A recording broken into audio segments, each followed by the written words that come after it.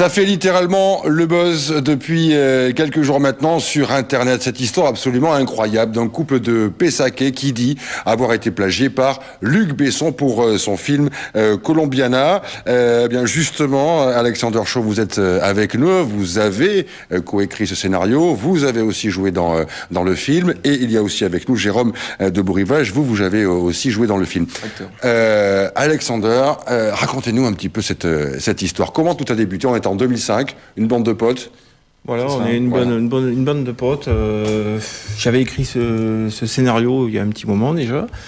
Et en fait, bon, mais c'est vraiment que des amis du spectacle et des amis proches. On a commencé à mettre ce projet en place. Et après, bon, on a des amis autres qui est BV Productions, qui nous a prêté les caméras pour pouvoir faire le. Et là, vous montez le film. On se dit tiens, on va se faire un court métrage. Ça fait 12-13 minutes et ça s'appelle Le fantôme de l'orchidée. Rapidement, l'histoire: une tueuse fantomatique venge 15 ans après la mort de ses parents tués par un clan mafieux, et elle dépose une orchidée comme signe de son passage. Ça, c'est votre synopsis. C'est le synopsis. Et voilà. Donc vous tournez ce court-métrage et vous en faites quoi après?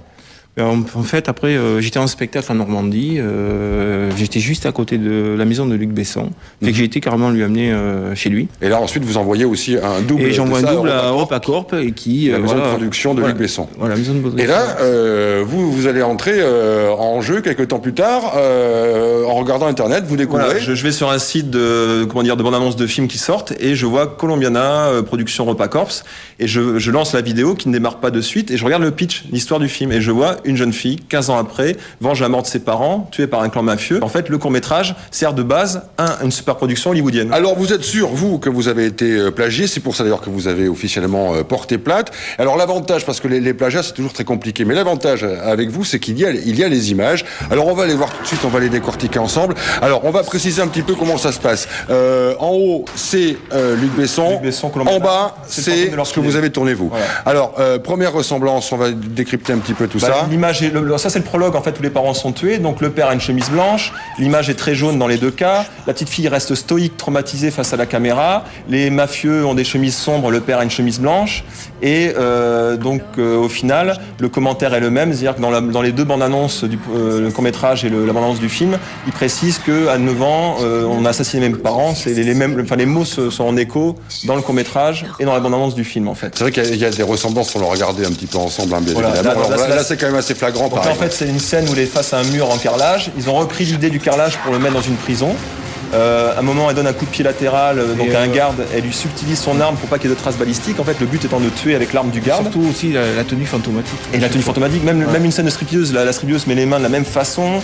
Elle utilise la même arme qui est un fusil d'assaut avec silencieux, avec lunettes.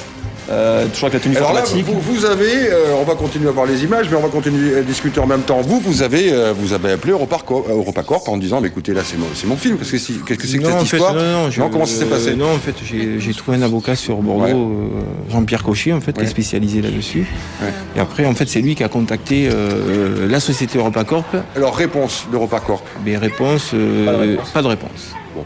Genre, on s'en moque, quoi. Voilà, on est des petits, des amateurs, je pense que ça les intéresse pas. Il y a quand même un truc qui me sidère. J'ai du mal à imaginer une énorme maison de production comme EuropaCorp regarder votre court-métrage pour aller en tirer jusqu'à la tenue vestimentaire, jusqu'au calibre des armes, etc. Ah oui, il y avait même ça paraît hallucinant. Même nous, enfin, comment dire, on se retrouve embarqué dans ça, mais on n'a rien demandé. C'est-à-dire que nous, lui, il voulait. Non, mais est-ce que c'est crédible que des gens comme disons que je sais qu'on a des preuves, nous, du plagiat formel qui n'ont pas encore été données à la presse. C'est que l'avocat a un élément qui sera indiscutable, qui va faire la différence. Mais on peut pas trop en parler, mais et si vous voulez, c'est un peu le loto. Comment ces gens-là peuvent avoir les 50 mêmes idées que monsieur Alexandre Lagrange 8 ans après? Est-ce que par hasard, vous ne faites pas ça pour vous faire connaître, pour vous faire de la pub, vous?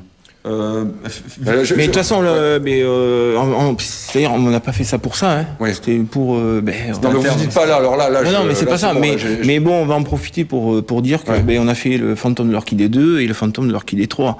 Ça fait que bon, voilà. Et puis bon, on est même en préparation pour une série. Ce que vous voulez, c'est quoi? Télé. Qu'on reconnaisse votre travail ou vous voulez être dédommagé financièrement? C'est ça, c'est une histoire de gros sous. Mais les deux, un petit peu, qu'on reconnaisse mon travail quand même, parce qu'on y a passé du temps. C'est une préparation qui est énorme. C'est plus de 6 mois de préparation. C'est son concept. Donc après, si vous voulez. C'est un plagiat. Quand on plagie, après, c'est la justice, ça c'est les juges qui décideront si. Alors, juste rapidement, Colombiana, c'est vrai que ça ne parle pas forcément aux Français. Ce film a fait 600 000 entrées. Il est sorti en juillet 2011. A priori, ça n'a pas été un gros succès. Il s'est même fait taillé, on peut le dire, par la critique. En revanche, en Angleterre et aux États-Unis, ça a cartonné énormément. Il n'aurait pas existé sans le court-métrage, ça c'est évident. Voilà. La tueuse qui se venge 15 ans après en laissant en tenue fantomatique de super-héroïne.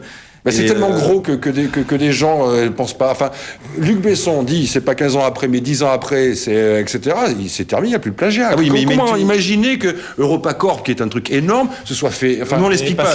Parce que je pense, il avait mis ça de côté, il avait préparé, puis en fait, il a un petit peu oublié que c'était une personne qui l'avait amené. Le côté peut-être, de toute façon, c'est les amateurs. Je pense que c'est les amateurs. Ils ont dit, ils vont pas oser nous attaquer vu la différence entre une grosse société et un petit bonhomme, quoi. Donc c'est un petit peu le gros contre le méchant. Merci. Qui